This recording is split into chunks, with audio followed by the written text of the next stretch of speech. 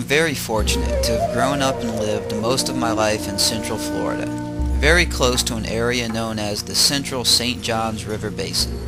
The St. Johns River has gone by many names over the years, most of them the result of various European explorers and conquerors.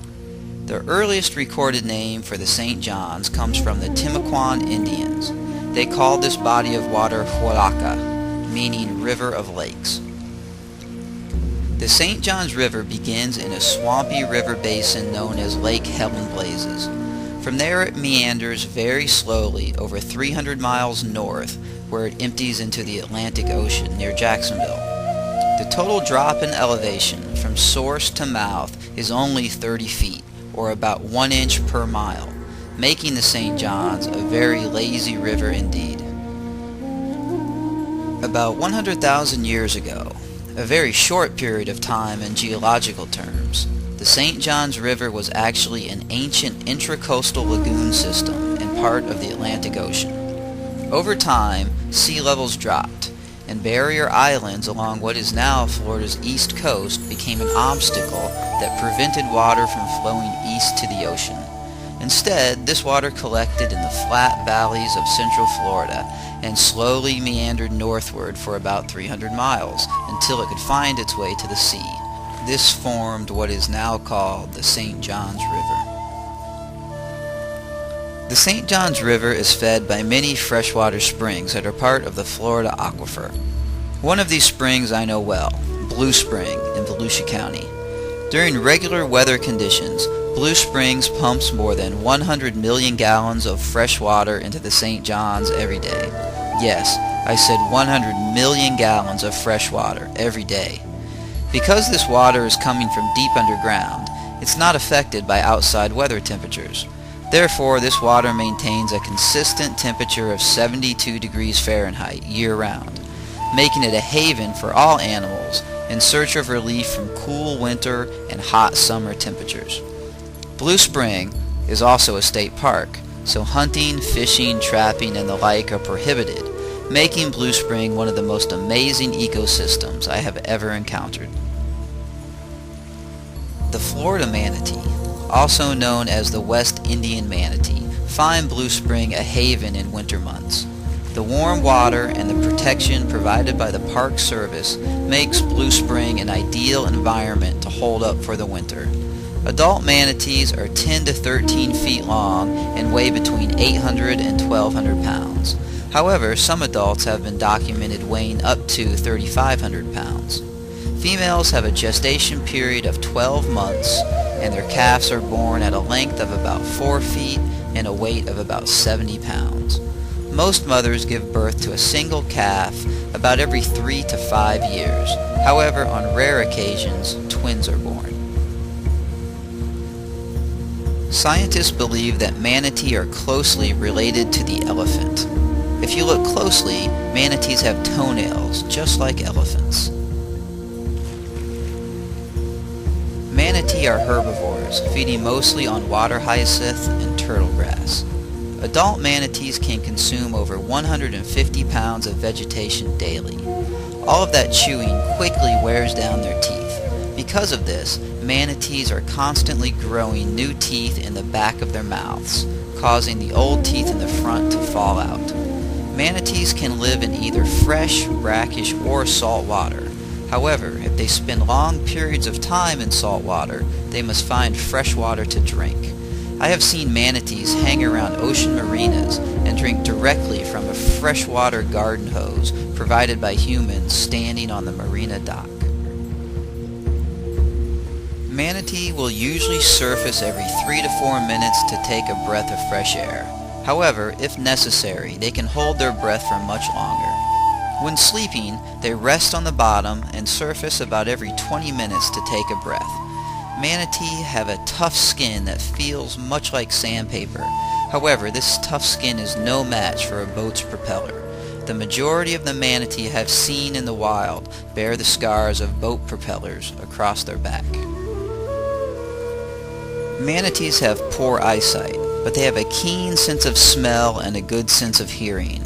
I think there was something about the smell of my kayak that they really enjoyed. Manatees communicate by making high-pitched sounds, and they also leave messages for each other by rubbing up against things and leaving behind a scent. Manatee are federally classified as endangered species. However, they have recently been reclassified within Florida waters as threatened, with a population of somewhere between 2,000 and 3,000 species.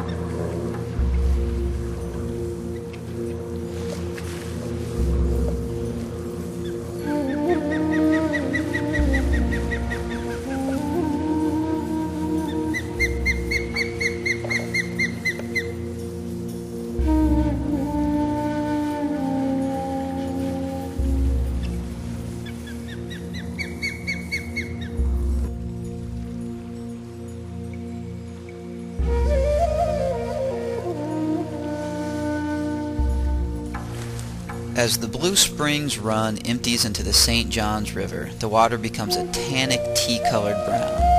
I've used this river to relieve the hot Florida sun many times. However, it's wise to stay alert. The history of crocodilians dates back to the Triassic period, some 230 million years ago. Alligators and their kin are modern dinosaurs. They have existed virtually unchanged for the past 65 million years. Throughout the 18 and 1900s, the American alligator was hunted to near extinction. In 1967, it was placed on the endangered species list. However, by 1987, in a mere 20 years, the American alligator had made a full recovery. Today in Florida, there are not many natural bodies of fresh water or brackish water that do not provide a habitat for alligators. In the 1970s through the 1990s, in a 30-year period, there were a mere 9 confirmed fatal alligator attacks. However, in the last 5 years, there have been 11 fatal attacks, and in May of 2006, there were 3 fatal alligator attacks in 1 week, right here in Florida. Here I am on the Welaka River, probably about halfway up from the mouth at the St. Johns, heading towards Welaka Springs. Beautiful day out today. A little bit hot, but being on the water, there's a good breeze. Really nice. I'd like to take a swim, but I'm a little bit worried about alligators. They're everywhere. They're all over the place. I don't see any right now, but I can assure you that there's probably 4 or 5 of them right in this little area right here that are just watching me right now. Probably not real big. If they were big, I might see them. But they're around. They're everywhere. I can't paddle 20, 30 feet without seeing one. So they're all over the place. The water's kind of clear, but there's definitely some deep, dark holes out through here that they like to hang out in, and normally I've swam through here many times, but here this year, just a couple months ago, 3 people were killed and eaten by big gators, and that doesn't happen very often. And so I don't know, maybe they're a little pissed off that we're taking all their land or waterways. So I'm not going in. I'm not going swimming.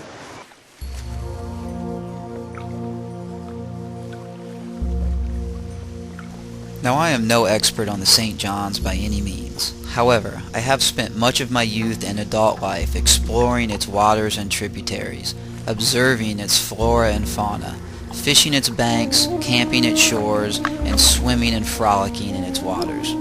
When I am near the St. Johns, I like to close my eyes, smell its swampy smells, and hear its soothing sounds. And every time I'm overwhelmed with a sense of childlike joy, a feeling of tranquility so deep down inside, a genuine sensation that this is one place in the world that I truly belong.